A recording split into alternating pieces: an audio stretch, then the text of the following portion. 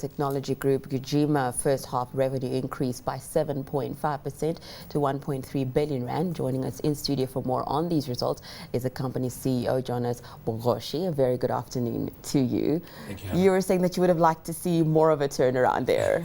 Absolutely. Even though the numbers for this time look much better than last year, both in terms of revenue and profit, they did fall short of our own expectations. So yes, I would have loved to see slightly more. I mean, if you look at the EBITDA margins where we are about 5 or so percent of EBITDA margins. We promised the market to be in the double digit in the medium to long term. So yes, the numbers are better than before, but I wanted it to be slightly more than that. Well, it looks like your investors are happy there if you look at what's happening to your share on the JSE. Well, let's talk about your professional services division, because that did seem to stand out when it came to your results.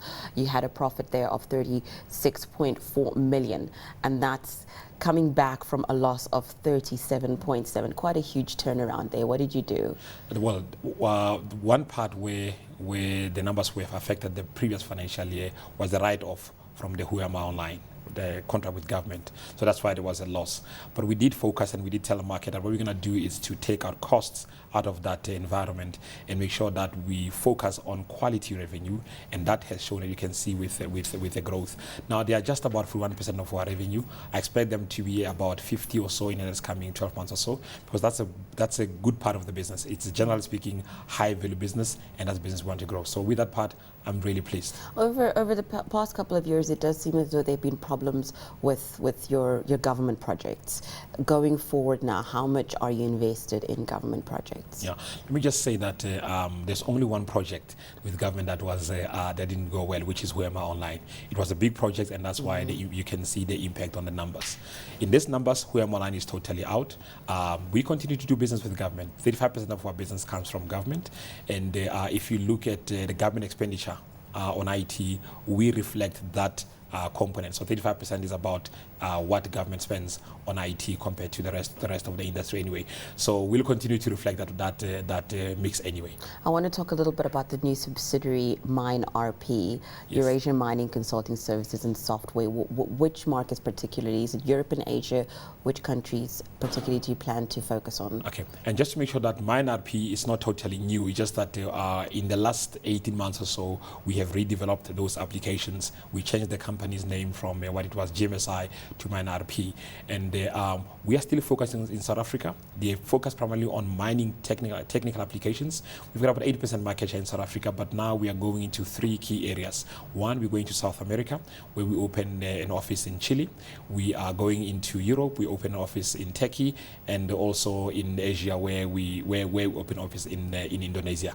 Those are the growing parts of the business, and we're going to continue investing in that. If you look at this business this time of the year, they did more in profit in the first 6 months than they did the whole of last year. So I foresee growth coming from this business in the coming 18 to 24 months. I want to talk about mobility, because you were saying it doesn't contribute much to your business right now. It's still relatively a small area in your business. But looking at it globally, this is a sector that is growing really, really fast. It's already significantly huge around the world. What are you doing to position yourself? I know that you have partnered with some other companies to be able to offer that in your business. What else are you doing to position yourself to capitalize on these opportunities? We are partnered with 2 companies. One is Apple, obviously on selling of the iPads and the mobile devices from Apple, and also with Mobile Iron for the management of those devices. So if I look at the revenue this coming 6 months, it's going to be twice what we did in the first 6 months. You are right, it is still from a low base, but I expect that to grow. That's not where I want to focus the business.